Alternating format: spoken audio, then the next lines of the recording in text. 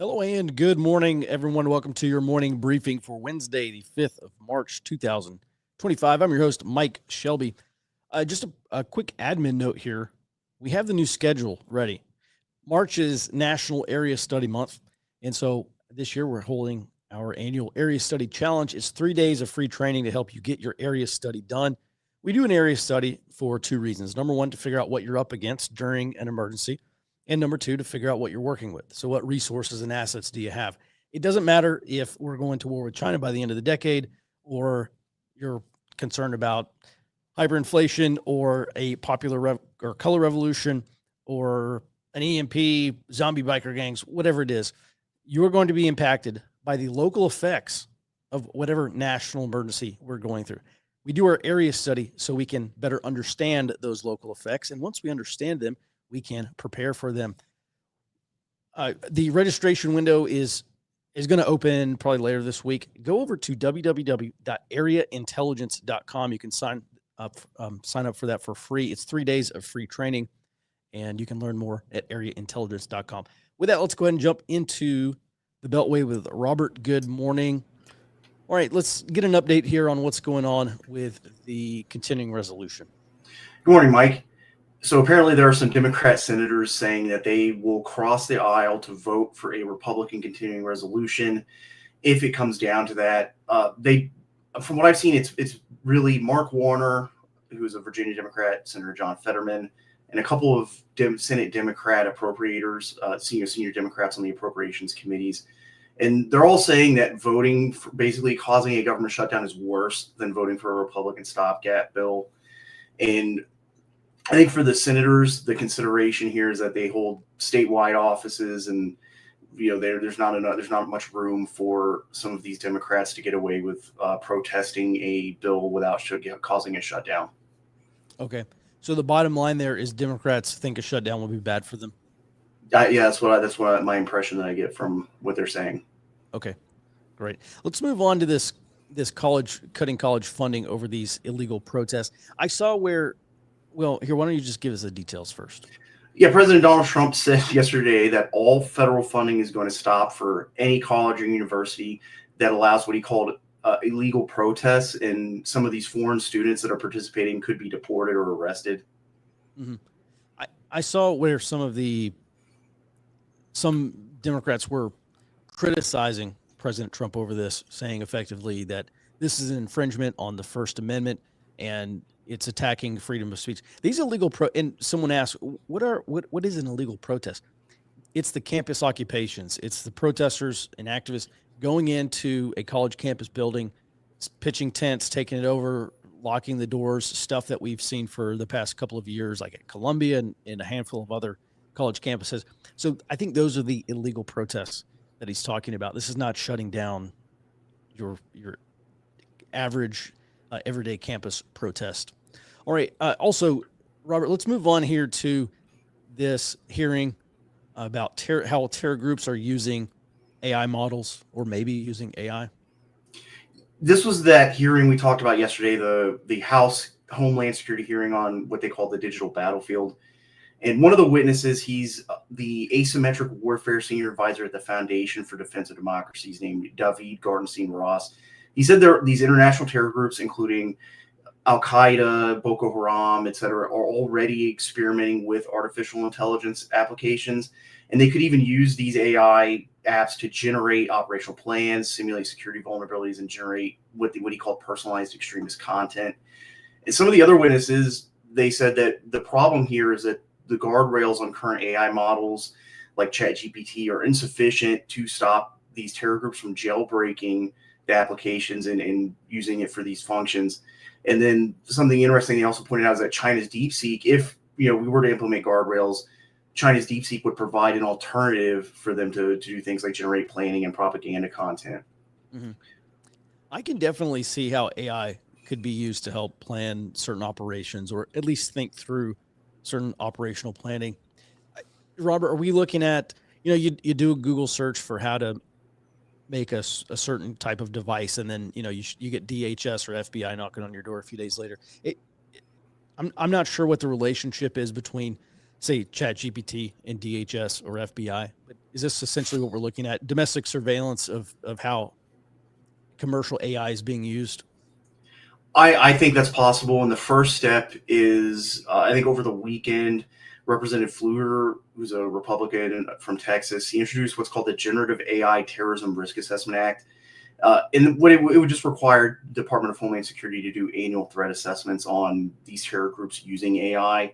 And I think that's probably the first step toward that. If we get to that point of like, I think you characterize as like red flag, AI red flag laws. Mm-hmm. All right. Yeah, it seems to be where we're headed. All right, let's move on to our roll-ups here, starting with this very interesting Supreme Court election coming up in Wisconsin. I saw where Elon Musk has donated money. He's getting involved in that election. Of course, he's being criticized over it. But this is very important because this is going to have an impact potentially on the 26 midterms. What's going on?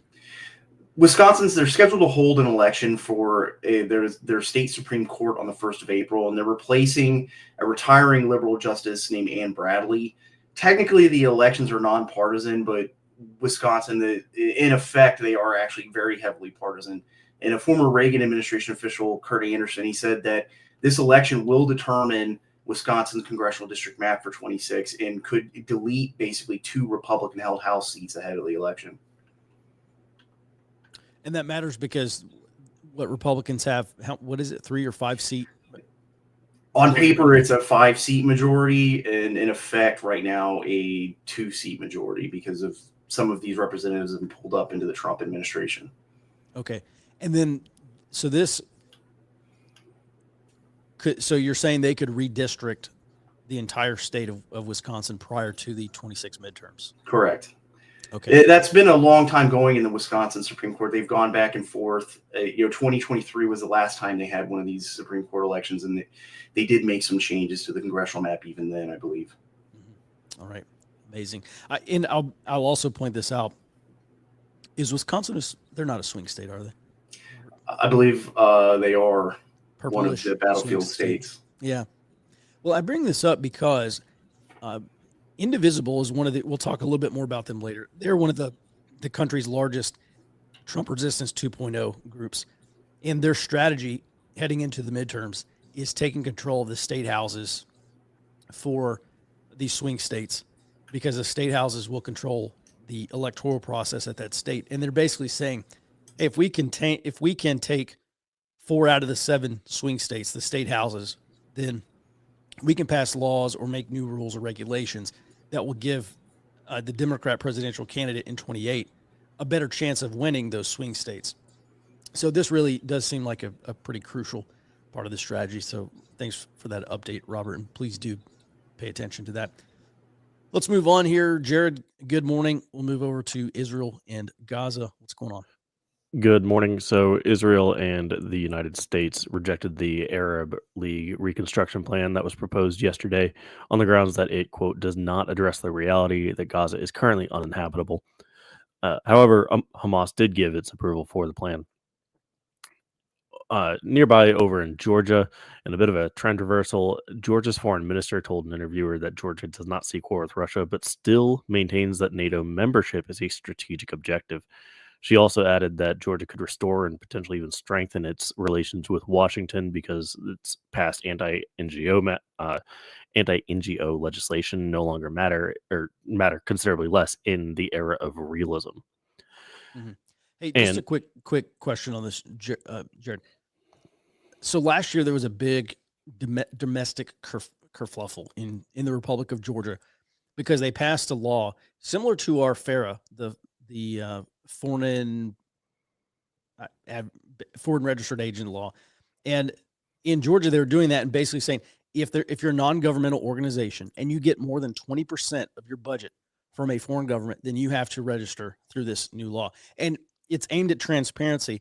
And the State Department came out against it, and they threatened the Republic of Georgia, saying, if you pass this law, then I guess the end effect would be Georgians would see just how much U.S. money is being poured into their political system. But it's interesting because they're still pushing for NATO membership. Georgia has always been pro pro-America. I mean, not always, but for a long time. I mean, I remember that they had some Georgians in, I think it was with us in Iraq. So they have been very friendly towards the United States, but there's also been some jostling there about whether they're going to get closer to Russia or closer to the United States. Is there any update there? So they still don't have any relations with Russia, and by the looks of it, it doesn't look like they're going to, just because they have the open territorial dispute where I believe it's Abkhazia and South Ossetia are still occupied. But at the same time, late last year, they were at least trending toward that, or maybe even just independence between the powers. But here we're seeing them shift back toward the United States on the grounds of, hey, you're not trying to influence us necessarily anymore, so let's get good again, because they're still a threat. Okay. All right. Thanks for that. Let's move on to this China thing. This is one of the things that you're looking for. If China is preparing for military action, whether that's a blockade or invasion of Taiwan, you're looking for them to ramp up things. Certainly, oil is one of them. Most recently, they raised their grain and defense budgets. Yes. What are the details? This was at China's National People's Congress. At their National People's Congress, they announced that they're raising the 2025 budget for stockpiling grains by 6.1% and increasing the domestic grain production requirement by 50 million tons. So that'll be a floor of 700 million tons domestically produced in China. Now, over on the defense side, they raised it again by 7.2%. This mimics last year's increase, but keep in mind that is stacking, as you know, just like we see with inflation, that is going to stack up, and I believe it was about $245 billion worth. So a fair amount, and they're considerably more economic with their budgeting there. Mm-hmm. Over on the other side of the strait, Taiwan's considering yet another revision on their pathway to citizenship for Hong Kong and Macau residents to make it harder for residency overall, but also make it impossible for citizenship. And they're citing a population cleansing coming from mainland China into these regions, as they're seeing basically just mass movement of Chinese into Hong Kong and Macau. Much closer to home, Mexican President Claudia Sheinbaum said at her Tuesday press conference yesterday that she would have a phone call with President Trump on Thursday about the 25% tariffs, and she also suggested that Mexico could seek out other export markets if the tariffs remain in place. Mm-hmm. Hey, Jared, I noticed that Claudia Sheinbaum, Mexico's president, said that their reciprocal tariffs are going to take effect on Sunday, and it really did seem like this is not happening immediately. Let's delay a decision until Sunday because maybe these Trump tariffs will be peeled back. So they're talking on Thursday. This certainly seems to be a potential for de-escalation here for the United States and Mexico. I thought it was also interesting that Mexico extradited all those cartel members to the United States, and that was Claudia Sheinbaum essentially trying to make good on probably a Trump administration demand to do more against the cartels. Maybe we'll see more, but that's interesting. And certainly the markets and automakers and lots of people will be very happy if those tariffs do get peeled back. And then finally, let's end up here on BlackRock and these Panamanian ports. Yes. So BlackRock announced a $22.8 billion deal to buy Balboa and Cristobal ports, which are on either side of the Panama Canal. And that's from the current Hong Kong-based owner. Now, the deal also includes 43 other ports in 23 other countries. With the exclusion of China, it will not buy Hong Kong-owned Chinese ports. But that's going to be a pretty... once all of the details are released on which countries those are, I do actually intend to go through and find out where basically American influence is going to expand, because that is what the goal is based off of Larry Fink's comments. Mm-hmm. And this, Jared, this seems to be like a pretty direct response to a delayed response, but a response nonetheless to China's purchasing of ports and in many cases controlling interest of ports around the world. Correct? Yes. Maybe a little bit ironically, but I guess the American BRI could be the BlackRock initiative. Oh, okay. Belt and Road. All right. Interesting. Yeah. All right. Thanks, Jared. Let's move on to our warning items. Indivisible is probably the largest Trump Resistance 2.0 group, and they've recently published a new strategy for the upcoming congressional recess that starts, I believe it starts on March 14th. And it is their strategy is a guide, and they want to pressure Republicans, pressure vulnerable Republicans to oppose key Trump policies, and then also push Democrats to do a lot more to, quote, block, delay, obstruct the Trump administration's agenda. I'll also note that the executive co-director, a guy by the name of Ezra Levin, said that one reason why there were not more protests during last night's, or there was not disruption during last night's joint address of Congress, is because Democrat leadership was actively campaigning against. They're trying to get their caucus, their Democrats, to not disrupt the Trump speech. And I thought that was interesting. Last month, this group, Indivisible, published a guide, we covered it right here on the show, that encouraged protests at congressional town hall meetings. That resulted in several disruptive and rather unpleasant meetings for Republican members of Congress. And so we did see the Republican National Committee come out and advise GOP reps to avoid in-person gatherings and instead hold these virtual town halls. Well, in response, activists through Indivisible are now encouraged to hold, quote unquote, empty chair town hall meetings in districts where these Republican members of Congress are avoiding holding these in-person town halls. Activists are instructed to use a cardboard cutout of the representative, sit them right down in the chair, and also invite the members of the press to come and cover these events and basically show that Republicans are, in their words, Republicans are acting cowardly by avoiding their constituents.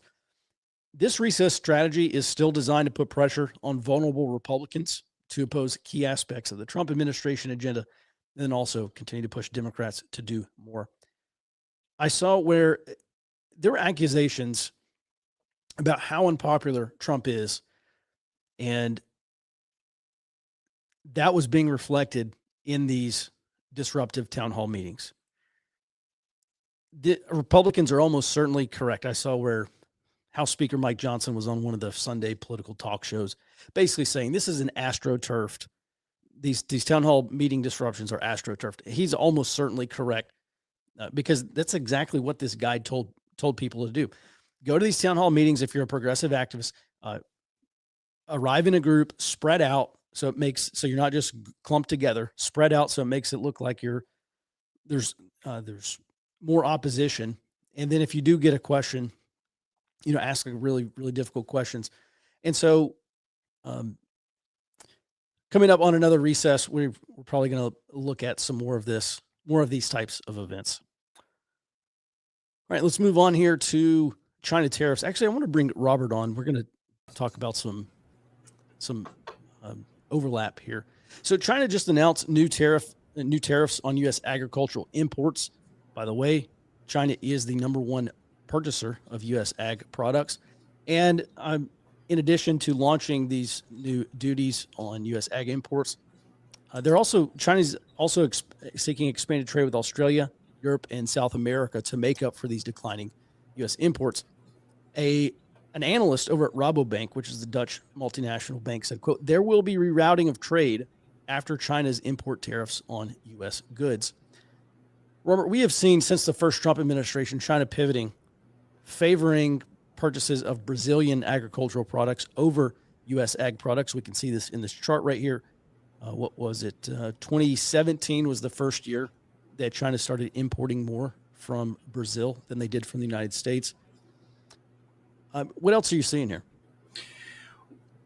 So there's also a lot of there's been talk for a long time now that the U.S. ag economy, I think over the last at least 2 years ago, I started seeing in some of these congressional hearings on the ag industry that a lot of the farmers are in trouble because there's a huge amount of consolidation coming as the ag economists have said continually over the last year that the ag economy is at least on the brink of a recession. And I think we were talking before the show about Trump's comments on specifically like meat exports and how he's going to try to push farmers to produce more for domestic consumption. And I think that's going to put some of the U.S. ag industry in a difficult situation where we're going to see more of this consolidation. Even though the Trump administration has said that they are going to, I think, put $31 billion out to try to shore up the U.S. farmers after China announced these reciprocal tariffs. Mm-hmm. I did notice during last night's joint address that President Trump acknowledged some turbulence, and he said essentially American farmers are going to have to bear with him, bear with the administration as they work through some of these tariff problems. Did you catch that part, Robert? Yeah, he said something to the effect of there's going to be, quote, a little disturbance for a lot of these agriculture exports. And some other comments I've seen have been basically trying to tell some of these different industries to just hold on for a longer term or medium term impact that would benefit the U.S. economy. I think that's the messaging the Trump administration has been going with. Mm-hmm.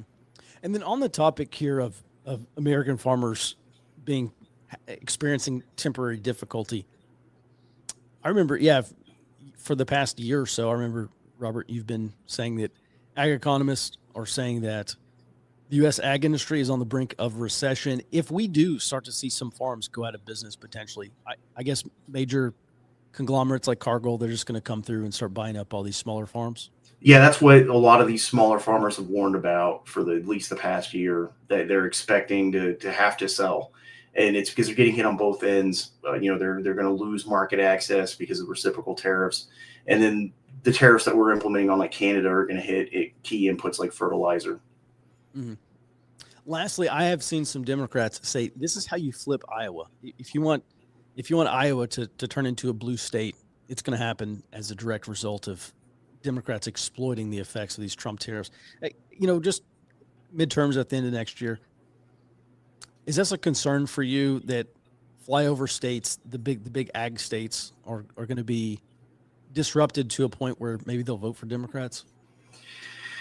I'm not sure if the Democrats are capable of pulling that off right now, because the major split, I think, is between the professional urban class, which is a lot of the Democratic voter base, especially the more ideologically activated, and on the Republican side, a lot more blue collar, rural, semi-rural type populations. And I don't think Democrats at this point, I can't see Democrats pulling it off. And that might change in the next year.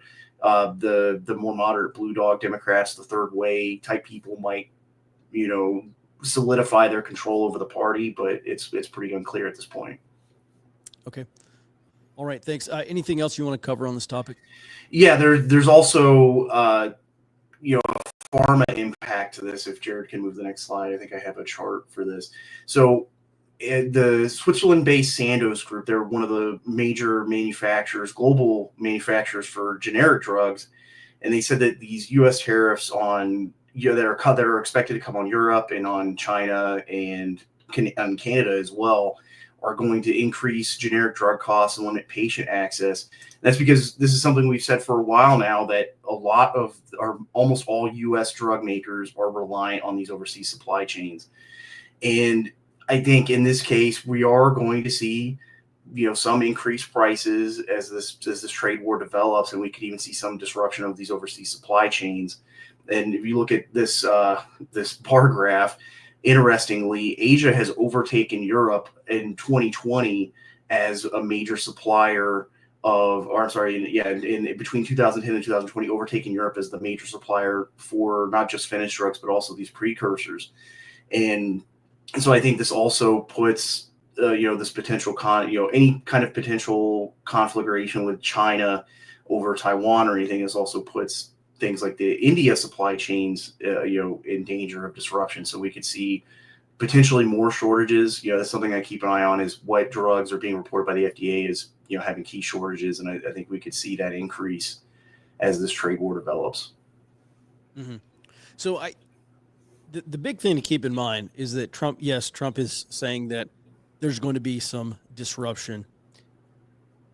Time is a reality that the Trump administration is facing. I understand they want to bring back critical manufacturing to the United States. This is going to take years, if not decades. Realistically, I see someone in the comments saying, well, if prices get higher, I'm out. This is ridiculous already.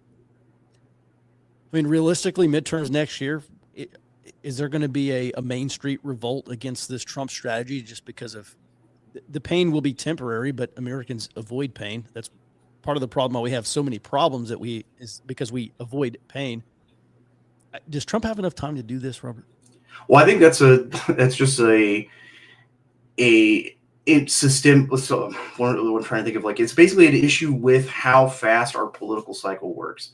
A country like China, where President Xi Jinping effectively has a much longer timeline to implement some of these policies, they can succeed. I think the short political cycle in the United States is a very potential obstacle for Trump to actually implement a lot of what he's talking about, of a major rebalancing of the economy, especially bringing back domestic production, domestic industry.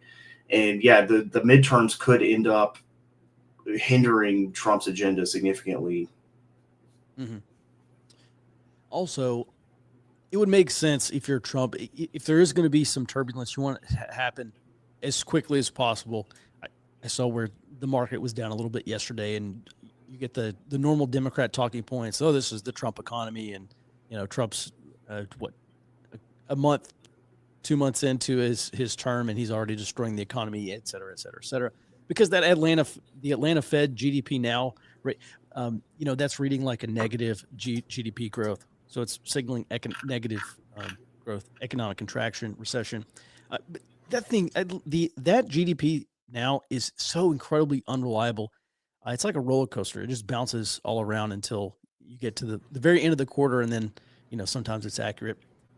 So I don't put a whole lot of stock in that. Also, just the cuts to the federal budget, I think, is another large reason why that GDP now tracker inverted and now showing recession, at least for this quarter. However, Robert,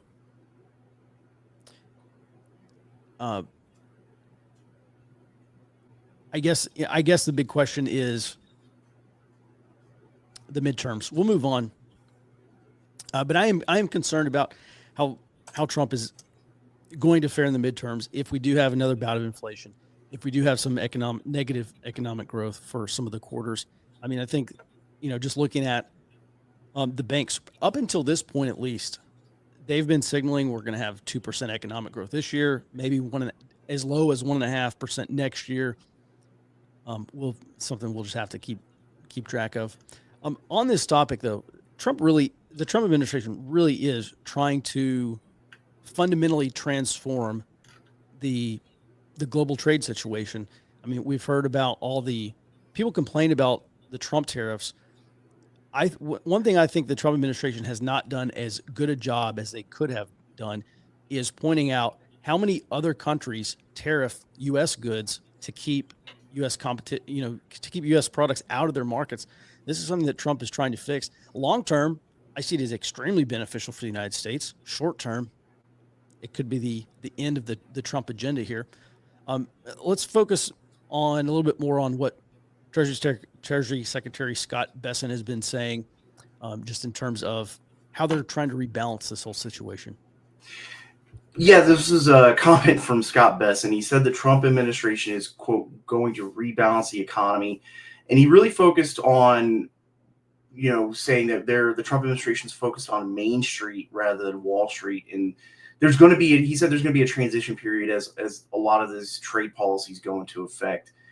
And there were some other comments that Trump made at his address to Congress last night that also point to this fundamental change in U.S. trade and economic policy. Trump said he was creating what he's calling the White House Office of Shipbuilding, and this is going to accelerate the U.S. shipbuilding industry. They're going to offer tax incentives, and he's also looking for foreign direct investment in this Alaska energy hub that Jared has talked a lot about. And I think both Trump and Bessent, they're signaling a fundamental shift away from the current liberal free trade system that has dominated most of the 20th century and so far in the 21st century, toward something more like a mercantilist system that's focused on protecting and building domestic industry, and doing this through putting up trade barriers, tariffs. And I think they're also looking to reduce China's dominance over global logistics and shipbuilding, and attempting to leverage the U.S. economy, using this economic statecraft to break this Chinese dominance through proposals for like these port entries of up to $1 million per port call from these Chinese-made ships, boosting these U.S. shipbuilders, and then looking for more of this foreign direct investment into key industries, and not just this Alaska energy hub, but they're also looking to invest in other energy and tech sectors inside of the United States. Mm-hmm. Hey, on this topic of rebalancing power in these global trade dynamics, I want to bring Jared back on to talk about China's trade relationship with Brazil. So as we've covered, China's buying a lot more soybeans from Brazil. They're rebalancing their imports away from the United States towards Brazil, which is their BRICS economic alliance partner. Realistically, Jared, here with BlackRock taking control, purchasing the major ports on either side of the Panama Canal, with the Trump pressure on the Panamanian government, Trump has essentially created a choke point for these South American exports to China, because if it doesn't matter how much soybeans China buys from Brazil, all those exports go out on the Atlantic side of South America, and so they've either got a transit of basically China's being choke pointed on either side. They either face a choke point of the Panama Canal, or as you said previously, they face a choke point in South Africa, or they face a choke point through the Malacca Strait. Is this a strategic move by Trump, or is this just like a byproduct of what they're trying to do? That's tough to say, because it seems like the second Trump administration has thought through a lot of this. I'm open to it being just kind of systemic rather than systematic, but it wouldn't shock me to find out that they did plan. Particularly, it looks like Elbridge Colby, who does try to take a very large, not just a 10,000 foot view, but a 20,000 foot view on how everything actually works. I could see him saying, "Hey, don't target Brazil directly, but isolate them, make it hard to get across the Atlantic, make it hard to get across South Africa, and then prepare to block Malacca. And your number one threat, China, can't even feed itself at that point." That I could see that being a conversation that was had. But as you mentioned, they could potentially go across Peru, but you do have to go through the Andes, so that's mountain travel's not easy there. There are a lot of choke points that can be had there. And then even then, going through Peru, you're talking about having to go through the Pacific island chains, which in a war, you're going to go through the entire ocean that your number one adversary has to get your food. That's not going to happen. Mm-hmm. Not to mention all the fishing fleets that are out there are going to be prime targets. Mm-hmm. Yeah, it seems like the Trump administration obviously wants greater leverage over China, with the U.S. exercising more control over the Panama Canal. Last month, I believe Jared, you pointed out that France, United States, and some Asian countries were practicing essentially shutting down the Malacca Strait, the Lombok Strait, and there's another strait over there. Basically, the primary, secondary, and tertiary straits through Indonesia, a major trade route into China. It really seems like this is pretty incredible leverage that the Trump administration is achieving. Yeah. I just want to point out one other thing. We talk about wheat, South American wheat, and soybeans and other ag products. A lot of that stuff that's grown in the interior of South America floats by river barge out to the major points on the ports on the Atlantic side. South America's previously gone through some pretty bad droughts that has really disrupted the ability to get those interior ag products out to these ports. Jared, you point out overland route through the Andes is not a very viable situation here, but China has been developing that Chancay port over on the Pacific side in Peru. I mean, I guess realistically, is this? I don't want to say it's like a checkmate, but realistically, we are talking about the United States maybe being in a position to cut off a substantial portion of Chinese food imports, correct? Absolutely, and I think to no small degree, China recognizes that because in the piece we covered on their agricultural budget boost, they are also raising their domestic product or domestic production floor, saying we have to produce 700 million tons of this of grains here, which obviously that's an uninsulated supply chain. But I've been looking at it here in the background, and they're still facing an enormous desertification issue. If there are a lot of other factors that can go into this, but basically the only way they've been able to increase their production is by stealing agricultural technology, Mhm. and that's where a lot of the import or the deportations come in. You start cutting off any kind of ag science students, and now they're going to have a much harder time maintaining that. Mhm. Yeah, increasing, China does not have a lot of arable land, and so they really are dependent on increasing yields through fertilizers, better seeds, drought resistant seeds, mold resistant, et cetera, et cetera. All the ag tech, uh, critically important for China. All right. Well, gentlemen, thank Robert. Do you have anything you want to add on that? Yeah, I look at this in parallel to this major foreign policy, this fundamental foreign policy worldview shift. And I think you said this a couple days ago that Trump is not creating this. He's responding to a change in global dynamics. And I think this is part of that too, is that, a lot of the free trade policies since the first Clinton administration have, I think, made the U.S. vulnerable to a lot of disruptions. The dilapidation of the industrial base and the defense industrial base, I think, as we've covered over the last 2 years.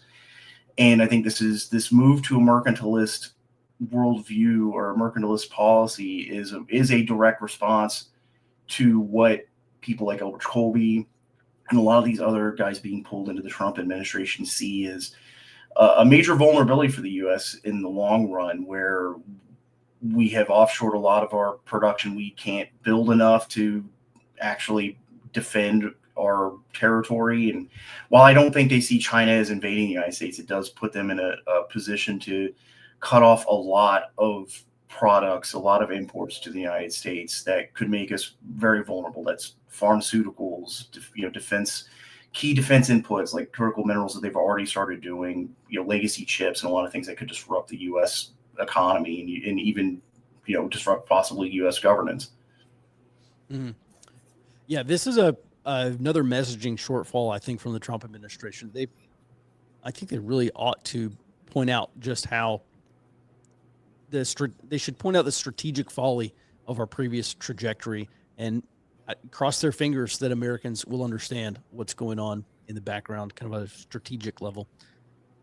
All right, well, that's going to do it for today's briefing. Robert, Jared, thanks so much. And thank you for watching. We'll be back in your inbox tomorrow morning, back on the show starting at 08 Central Time. Until then, be well and stay out front.